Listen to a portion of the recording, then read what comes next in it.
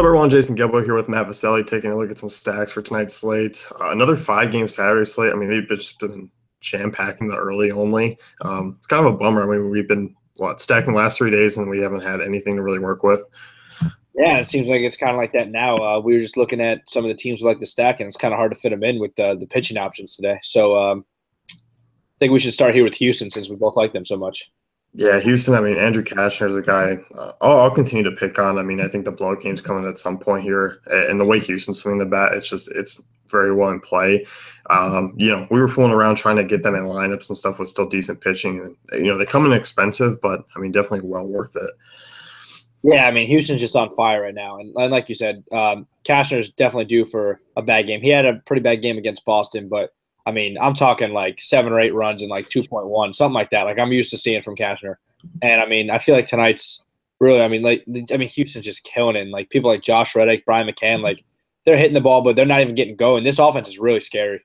Yeah, it is. And the thing is, I mean, you look at Correa, Altuve, George Springer, all over 5K on DraftKings. Is there any point where maybe you leave one out? I mean, I'd have to see a lineup for sure, but it used to always be for me that I'd leave Correa out because he'd have those like random you'll see Houston score 8 runs and he'll go over 4, like he has those games. But Correa's just swinging so hot right now, and I mean it's hard for me to leave Altuve, but I think out of the 3, I mean I know Springer's hot and cold, but he's been hitting home runs. I think out of the 3, Altuve might be the coldest. Yeah, I think in terms of upside, Altuve is the one you could leave out. I mean, he's been, decent. Like he's getting on base a ton, but I mean, 1 home run over the last 2 weeks. Whenever you're over 5K, you just want that home run upside. I mean, unless he's going to go out there and steal 2 bases, but he hasn't even really been doing that.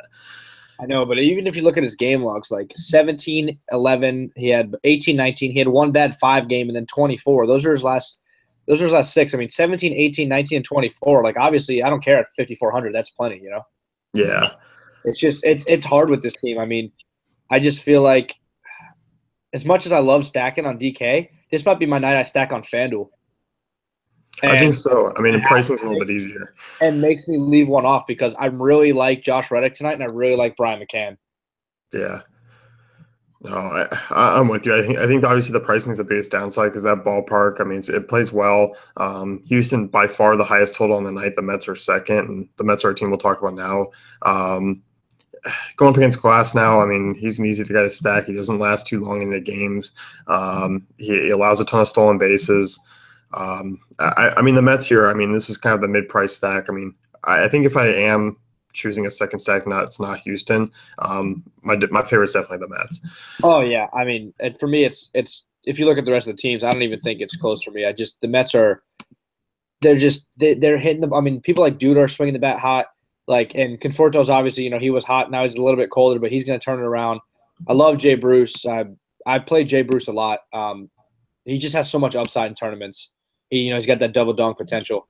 And then, I mean, you got Glasnow tonight. I think people like Jose Reyes are in a good spot because he can swipe a couple bags. Yeah, no, I'm with you. I mean, I think they're all appropriately priced. This is another one where I definitely will go 1 through 5. Conforto, Reyes, Bruce, Walker, Duda, and just kind of go with it. I think if I'm on FanDuel, I think the guy that I'll probably leave off is I'll try to leave off Reyes. Yeah, I was gonna say for me, it's obviously between Reyes or Walker. I'm not leaving off any of the other 3. Yeah, no, I don't think so. You look, I mean, ballpark, warm weather. We saw it last night start to really play. As soon as it warms up in the Northeast, I mean, those stadiums become much more playable. Yeah. Now, what else we could talk about here? Do you want to just talk about a couple of spots here? I know we're doing stacking, but I mean, if you really want to get some Irvin Santana exposure, he is 11.6 on DK, but he's only 9.2 on FanDuel. Yeah, I don't hate the play on FanDuel because I do think he brings a safer floor than some of the other guys tonight because we're talking in price, not a lot to expect with him tonight. Just given the fact this is his second game back from injury. And then we look at McCullers. I mean, on the road to Texas is still a tough spot. Well, I'm looking too, and Santana's 3,000 more than price on DK, and he's 400 cheaper than price on FanDuel. Yeah. It's just DK really makes sense. And kind of looking, I mean, stacks to outside of that, I mean, Seattle and Tampa, I mean, they both have an over 4.5 run total, but I don't think that power is going to be there tonight. If it is, I actually would rather take the Rays side. Yeah, definitely. I mean, Gaviglio, like I said, I was actually going to see if I can fit him in somewhere on DraftKings because he's so cheap. But just looking at his game logs, he just doesn't go long. He doesn't K people. It's hard. But if they do close that roof, I actually very interested in Alex Cobb tonight. Yeah, you look at Seattle. I mean, obviously coming off a big game, and it was a lot of the secondary guys that did the damage. But as you point out, no Gene Segura. This is still a lineup that can go quiet at times.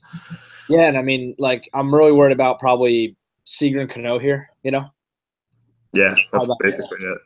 Like, I mean, those aren't they're serious bats. They really are. But they're I never get scared off because of two people. I mean, you always have to worry about Cruz, but like I don't even really think about as much as it sounds crazy. I don't even really think about Cruz when he's really against a righty.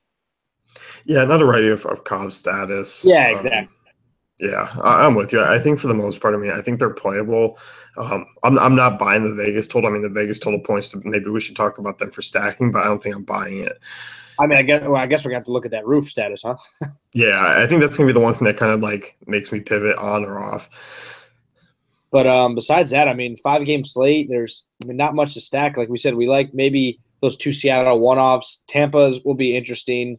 We'll see. I mean, Kiermaier, if you want some value, he's just been on fire. That actually Tampa could be looking pretty good with Dickerson and Lomo there. Yeah, I don't mind the lefties for sure, and Suze has been red hot. Right, and then I even though they had a good game last night, I mean I used some of the value bats from Pittsburgh like Josh Bell. But I don't know where I'd really do with them. No, their lineup just breaks things up too because I don't want to use David Freese.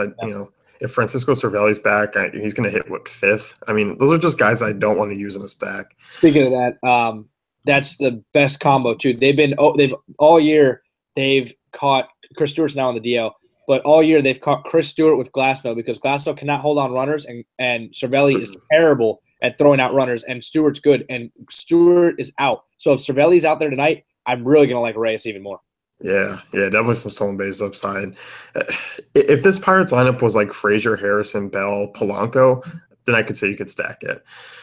Yeah, it's just I always find it hard to stack Pittsburgh, Yeah, and just with the injury situations. Yeah, they're like Kansas City for me. Yeah. And then what do you think about Baltimore? Baltimore's an intriguing one, and I look because obviously Price, still building his way back up.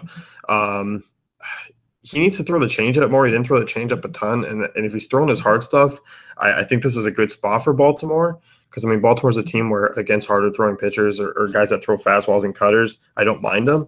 Have you seen their prices? Yeah, their prices are all. I mean, Manny Machado once again 3,800. Joey Rickard, I don't even mind taking as a value outfielder against the lefties. So I mean, I like Trey Mancini too at 3,400. Yeah, I think if building multiple lineups, they won't be in my first 3 or 4 lineups, but at least as far as the stack goes. But if you're building more than that, I don't hate it. No, I mean that definitely gives you the ability to go up and get those pitchers you want. Yeah, so I mean, if you want to throw McCullers in an Orioles stack and mix in some Astros bats, I don't hate that. Yeah, exactly. So definitely number 1 for us is Houston. Number 2 is the Mets. And what do you think for 3? Tampa? Yeah, I think Tampa's the way to go there. Yeah, I agree. There's kind of a lot of uncertainty around the Baltimore game. You know what I'm saying? Yeah, I think so. I mean, Boston's just been a team. If you've been stacking them over and over again, it's probably been a losing year. So, I think I'm with you for sure. It's Houston, Mets, and then Tampa. Yep. So let's wrap things up here with us. You can head over to DaveFantasyCafe.com, check out our great tools and content.